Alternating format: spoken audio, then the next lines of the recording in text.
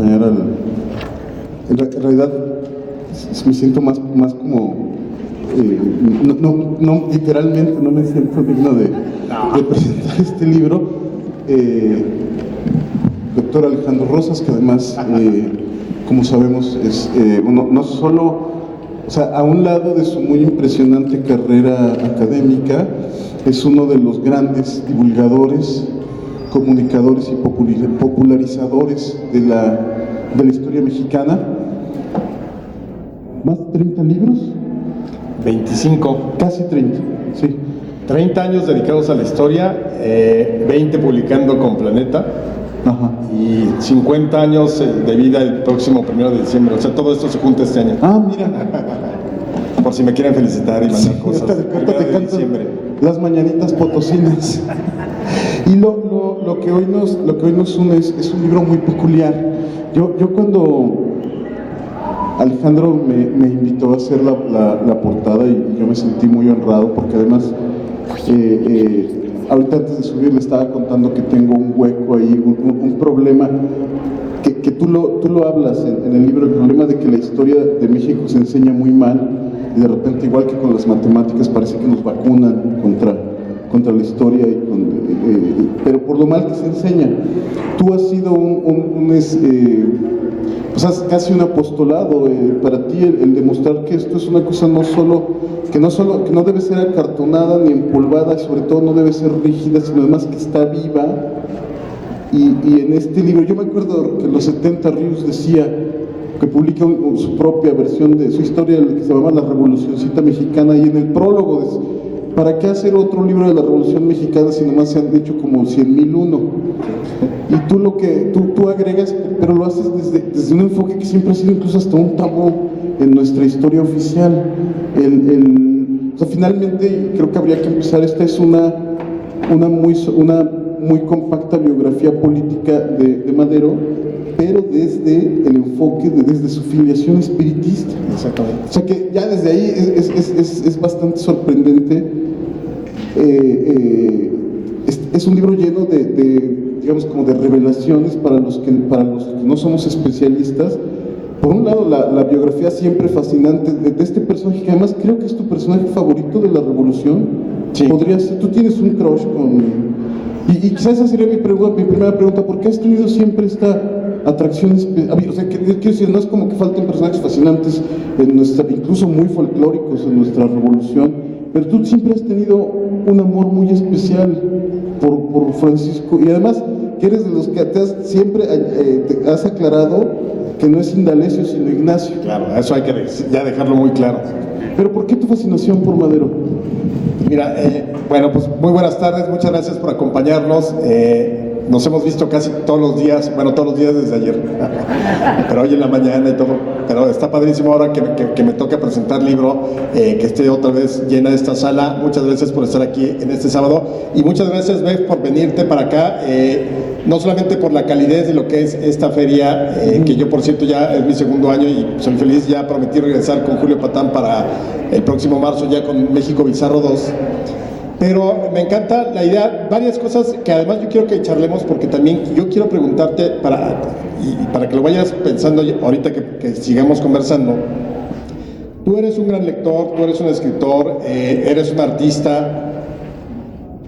Cuando yo te doy el texto para que le eches un ojo de lo que era propiamente el espiritismo, y ahí te lo voy a dejar. O sea, ¿tú qué piensas? Este güey estaba loco, están los espíritus hablándole. O sea, ¿cómo percibes tú alguien ya del siglo XXI, alguien que es un artista y que tiene una sensibilidad distinta? Ahorita regresamos, porque yo te quiero hacer esa pregunta. Pero regresando a la que tú me hacías, yo me volví maderista por una cuestión familiar. Mi bisabuelo se levantó en armas contra Porfirio Díaz, apoyando a Madero, y lo apresaron luego. O sea, ese típico pues que se levanta en armas y lo agarran. Ni siquiera pudo salir del pueblo de Juchipila, Zacatecas, de donde era. El mero 20 de noviembre. A las 18 horas. El 23 de... No, porque mi bisabuelo era muy impuntual. Que ese fue otro desastre con Madero. O sea, le dice al pueblo mexicano: a ver, tiene que levantarse a las 6 de la tarde. Pues nadie llegó a tiempo. Estaba en el país equivocado para... Exactamente. O sea, unos antes, otros después, pero el hecho es que empezó a las 6. A él lo aprenden el 23 de noviembre de 1910. y estuvo en Lecumberri. Entonces yo tengo el honor de decir que mi bisabuelo estuvo preso en la penitenciaría de Lecumberri, él por razones políticas contra Porfirio Díaz, yo llegué al Torito por otras razones que no tienen nada que ver y no tienen nada de heroicas. Pero el hecho es que entonces viene de ahí esa rama, porque luego mi bisabuelo sale de la prisión cuando Porfirio Díaz lanza la amnistía de marzo de 1911 y se regresa a su casa a trabajar la tierra y varias propiedades que tenían, y lo que hace ahí es esperar, como todo el mundo, hasta que asesinan a Madero, y entonces se vuelve a levantar en armas mi bisabuelo, ahora contra Huerta. Y finalmente mi abuelo, sí, insurrecciona todo lo que es Juchipila, que es el sur del estado de Zacatecas, el cañón de Juchipila famoso, y al final pues, lo terminan matando el 14 de marzo de 1914. De ahí viene esta devoción o este reconocimiento por el personaje. Y además porque a mí me parece que es un personaje muy vigente. ¿Por qué? Porque él sí cree siempre, y creo que es algo que permanece todavía hoy en día, que es, Madero creía en el ciudadano individual para transformar al país. O sea, no era corporativista, no era de asociaciones, era los ciudadanos tenemos que tomar las riendas de nuestro país en los términos del respeto a la ley y a las instituciones. Los ciudadanos tienen que participar en sus medios, en sus lugares donde estén, y entonces ahí es donde viene la transformación. Entonces, en ese sentido es que para mí Madero sigue tan vigente, y esta parte, yo diría que esta es la primera biografía propiamente espiritista que se escribe, porque sí sabíamos del espiritismo de Madero, varios biógrafos la mencionan, pero la mencionan casi como una cuestión anecdótica, como si algo, pues Madero era homeópata, era vegetariano, era espiritista, pero lo mismo pudo haber sido judío, musulmán o lo que fuera. Pero realmente para entender quién es Francisco I. Madero hay que saber o meternos en las aguas, y para eso traemos las veladoras, porque el espíritu de Madero tiene que bajar a contarnos, no va a suceder, para que no quiero crear faltas expectativas y mejor les spoileo, no va a venir Madero. Pero vamos a hablar del espiritismo, y entonces eso nos va a llevar a un estado como de... Yo no sé si te pasa, a mí me pasa cada vez que hablo del espiritismo, y yo soy cero creyente. Sí, yo también. Pero sí te lleva a un pensamiento, porque Madero creía en los espíritus, y aquí lo voy a dejar nada más con una reflexión. Hace algunos meses me invita Leo Zuckerman a su programa y me dice, pues entonces Madero era un esquizofrénico, estaba loco. Y le dije, no, porque tú no puedes acercarte al espiritismo con esa concepción. Y ahí les va el ejemplo que le puse. A ver, si tú eres católico, tú crees que hay un Dios Padre, un Dios Hijo y un Dios Espíritu Santo en la misma persona. Tú crees que la Virgen concibió al Hijo de Dios siendo virgen. Tú crees que en la comunión, lo que se llama la transubstanciación, que es el cuerpo y la sangre de Cristo en la hostia. Todo eso, para los que son católicos y que profesan, no tiene explicación, es fe. Y eso no los hace que estén mal de la cabeza, porque la fe es inexplicable. Y eso es lo que yo le dije a Leo Zuckerman, no es una cuestión de locura, porque esta es la fe de Francisco I. Madero. No es algo que dijera, voy a gobernar y le voy a preguntar a los espíritus si modifico el artículo 3º constitucional o cambio el 27. Eso nunca sucedió, que también hay una mala interpretación, porque muchas veces la gente dice, oye, pero pues, si los espíritus se comunicaban con él, ¿por qué no le avisaron de la traición de Huerta? Porque miren, la gran revelación de este libro es que los espíritus nunca le dijeron nada del otro mundo. Literalmente. No, bueno, de lo que decías, a mí leyendo el libro incluye una brevísima fracción de las transcripciones él se conectaba y escribía, hacía una especie de escritura automática, y es muy inquietante, digamos, como el tono sapiencial de esos textos. O sea, es decir, no hay revelaciones, pero hay una especie como de sabiduría ancestral en los textos que él captura de esta manera. Yo quiero pensar, bueno, si nos pusiéramos muy escépticos, que hay una conexión con la mente inconsciente que él destapaba, o sea, y más bien quien dictaba esos textos era su propia mente inconsciente, pero más allá de las explicaciones, vamos a estar hoy como el agente Mulder, ¿no? Yo hoy quiero creer, o era López Velarde, ¿no? El que decía, a pesar de mi fe no veo nada detrás del sepulcro, pero digamos, ¿Por qué ha sido tan tabú el espiritismo de Madero? Sospecho que sus enemigos, en términos como de los historiadores antimaderistas, lo han usado mucho para descalificarlo. O sea, es un argumento, sospecho, porque no soy experto insisto que no soy experto, pero sospecho que es muy fácil descalificar a un personaje justo por tener creencias que hoy, porque además el espiritismo fue muy popular, era justo como decías, como ser vegetariano, como ser comunista. Yo soy espiritista o soy anarquista, es decir, era una posición, como en algún momento ser nazi fue una posición política legítima. Entonces, siempre ha sido de verdad extremadamente un tema tabú el espiritismo de Madero. Al haber profundizado, incluso tú vas a la hacienda de Australia, donde él hacía sus sesiones y todo eso, ¿qué te encontraste que no conocías del personaje antes de enfocar tu investigación en esta área específica de...? Mira, a mí lo que, y bien lo dices, el espiritismo tiene un auge brutal en los últimos 25 años del siglo XIX. Había cerca de unos 20 o 30 periódicos a nivel nacional espiritistas, en Guadalajara, en Mérida, en la Ciudad de México, en Torreón, en Chihuahua. Si no me recuerdo, incluso hasta aquí en San Luis Potosí llegó a haber periódicos espiritistas. Es decir, no era una moda pasajera como ser vegano. No es cierto, es broma. No, pero justo estaba pensando en eso. Algún día, digamos, en ese momento era como hoy en día ser vegano. Es algo que se ve, claro, se respeta, pero de alguna manera es un poco estrambótico para la visión tradicional. No, y efectivamente, entonces había círculos espiritistas. Hubo dos grandes congresos espiritistas en 1906 y en 1908 en los que va a participar Madero. Van a ver, imagínense, para un país de 15 millones de habitantes, igual hoy diríamos, se reunieron 2,000 personas en el congreso espiritista, es muchísimo. 2,010 personas en el de 1906, 2,010 espiritistas. Entonces, todo eso nos va llevando a que no es algo tampoco excéntrico de que, es que Madero no llegaba de, hola, soy Francisco y Madero, soy espiritista, ¿estudias o trabajas?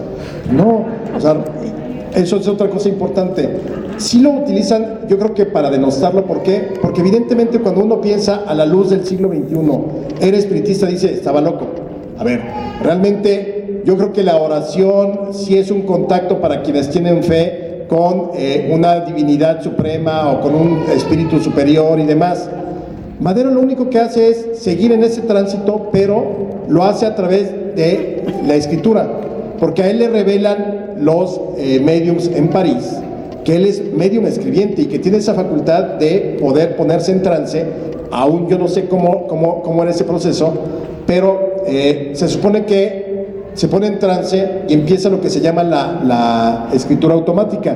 Lo increíble de eso es que, porque a mí me tocó transcribir cerca de 200 comunicaciones espiritistas que tiene Madero entre 1900 y 1908. Parte de ellas, una mínima parte, están aquí en este libro, porque creo que son las más relevantes para tratar de explicar el personaje del espiritismo. Pero no hay coherencia. Si ustedes piensan cuando han hecho sus trabajos, o para quienes escriben, o los trabajos de la universidad, uno pone una línea y se queda pensando en la siguiente. No es algo así de que fluya una tras otra tras otra.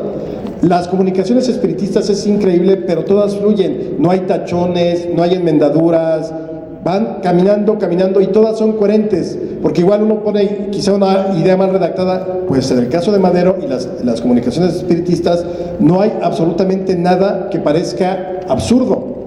Ahora, Madero no iba por la vida diciendo, oigan, soy espiritista, háganme caso. Eso también es importante. Nosotros sabemos, sí se sabía en el momento que era espiritista, y lo van a criticar mucho la prensa. De hecho, mi querido Bev nos pidió algunas imágenes de cómo criticaba la prensa, los moneros de la época a Francisco y Madero. Y esta portada que tuvo, que yo me siento honrado de que la haya hecho, es una intervención de una imagen que le dimos de cómo se interpretaba Madero en esa época. Una caricatura de la época que era tal cual, nada más que en versión moderna. Exactamente, y ya con tu toque y demás. A mí me parece que luce muchísimo, y creo que verdaderamente da el tono, porque además tienes aquí a un Benito Juárez que supuestamente hablaba con él, pero ahorita lo vamos a ver. Entonces Madero llega un momento en que él nos dice en sus memorias que se conocieron ya prácticamente hasta 1920, ya 7 años después de asesinado, se publican por primera vez las memorias de Francisco I. Madero, y ahí sabemos ya, por vez primera, cuál fue realmente la importancia para Madero. Y él dice que un día, tendría yo creo que 18, 19 años, 17 quizá, en la biblioteca de su papá, se encontró varios ejemplares de la revista Espírita, una revista que editaba, digamos, el padre del espiritismo francés, que es Allan Kardec, que también es un personaje muy interesante, porque Allan Kardec, ese es su nombre ya de espiritista, pero él se llamó León Denis Sard, vivió más o menos por 1840, 1850, y él era un científico. En esos años estaban de moda lo que se llamaba las mesitas giratorias, que luego las conoceríamos como la Ouija.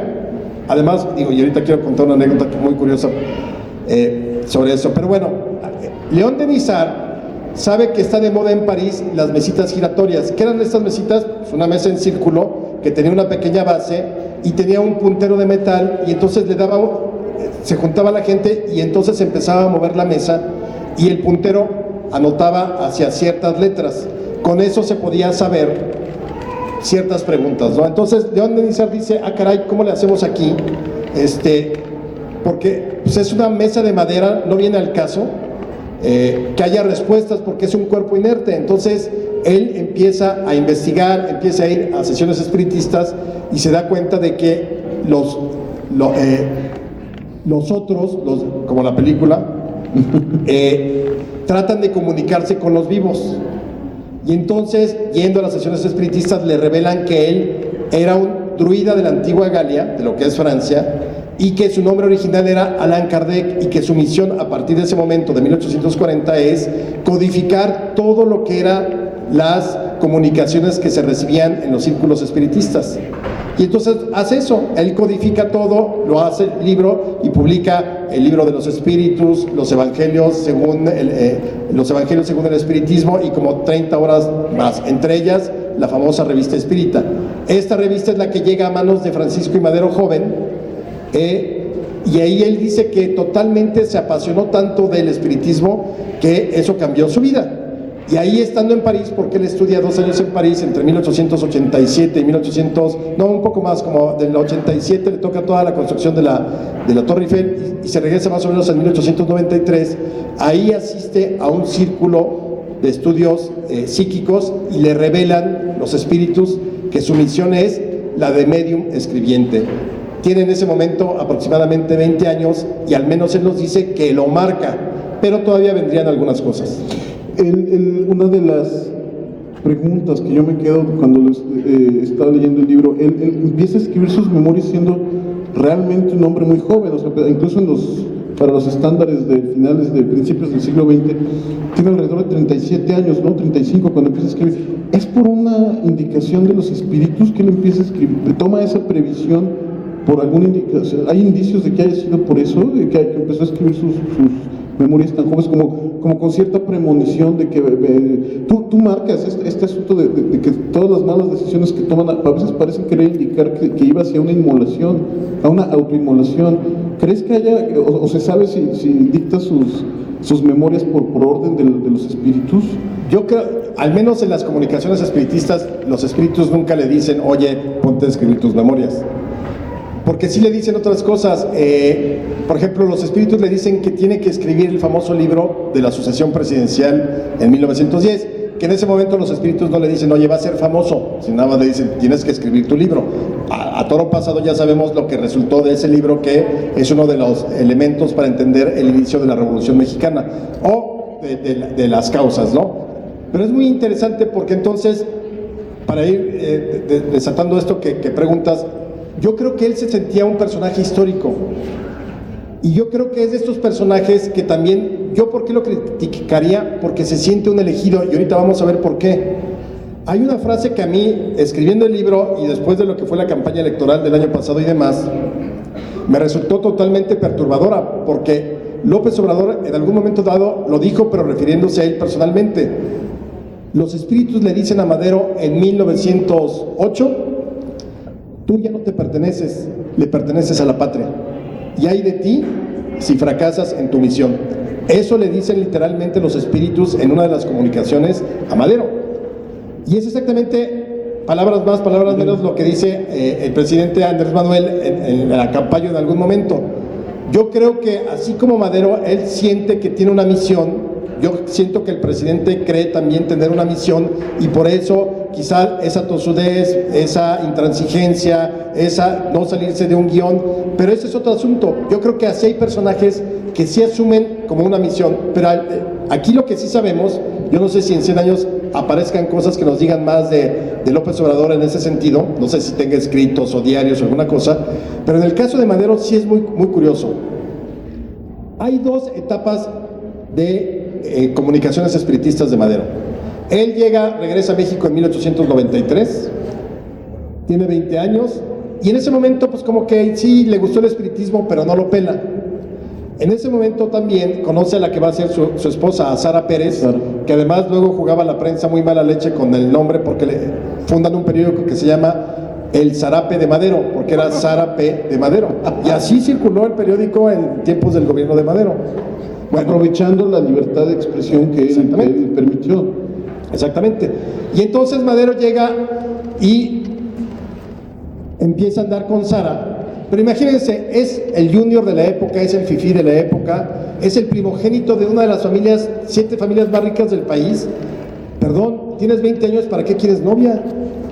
Y entonces le aplica a Sara la de, ¿sabes qué? No eres tú, soy yo. Estoy confundido, dame tiempo, yo creo que puedes encontrar a alguien mejor, no, yo no te merezco, mereces a alguien. Y la corta. Y es muy curioso.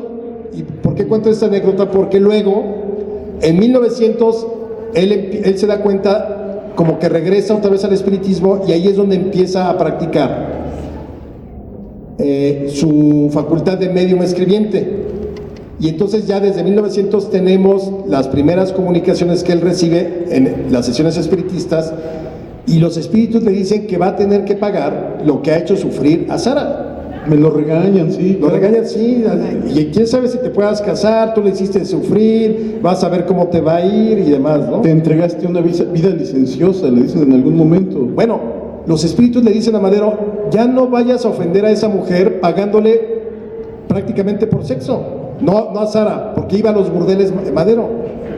Entonces, ¿y por qué lo sabemos? Porque lo dicen las comunicaciones espiritistas. Ahora, como tú decías, puede ser el inconsciente de Madero escribiendo, no el inconsciente, más bien el subconsciente, escribiendo esta idea de tratar de moralizarse. ¿Por qué?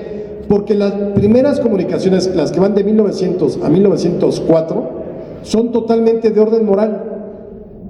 Entonces es lo que decía del tono sapiencial, ¿no? Justamente que hay hasta cierto resabio bíblico en esos textos que me sorprendía. Yo de repente me parecía como, yo tampoco soy religioso, pero me acordaba de estas cartas de San Pablo a los Corintios y tiene como ese tono regañón. Se la pasan regañándolo. Sí, porque sí. Además, evidentemente, Madero, ¿qué hace? Funda en 1900 un círculo de estudios psíquicos en San Pedro de las Colonias, es decir, su propio centro para hacer las sesiones espiritistas. Y obviamente, imagínense, San Pedro de las Colonias, Coahuila, en 1900, pues era prácticamente una ranchería abandonada a la mano de Dios, aunque había muchos ranchos cercanos y agostaderos que hacían que el pueblo pudiera ser próspero.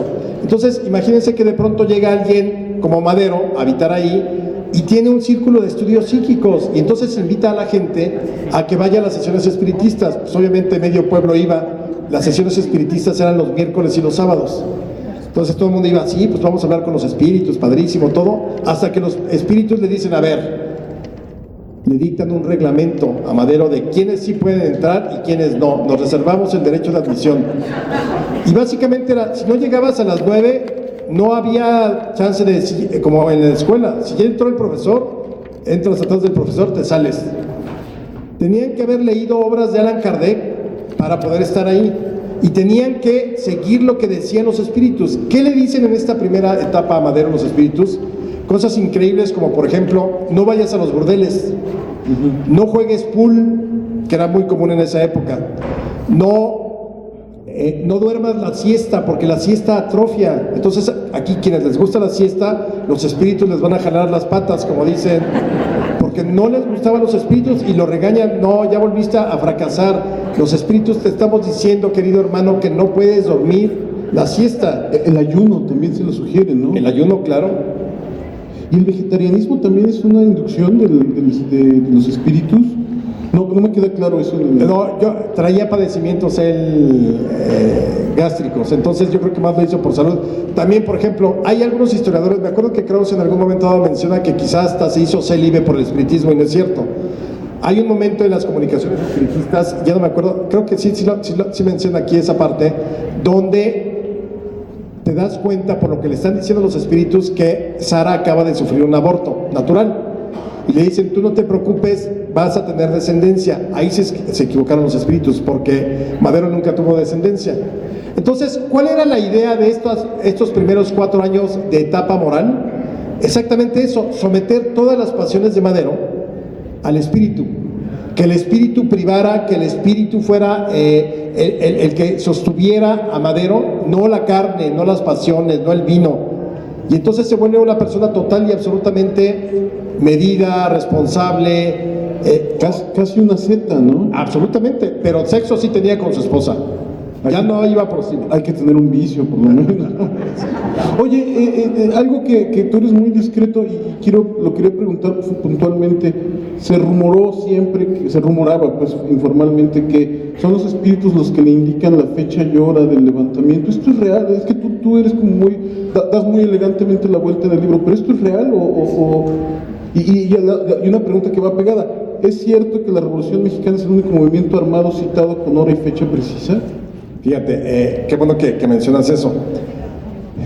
Después de esta etapa, digamos, ética, moral, de 1900 a 1904, entonces Madero ya ves que los espíritus le dicen, oye, pues la vas haciendo muy bien, vas evolucionando. Él quiere la evolución de los espíritus de los mexicanos, es decir, se va perfeccionando en la cuestión de someter sus pasiones al espíritu.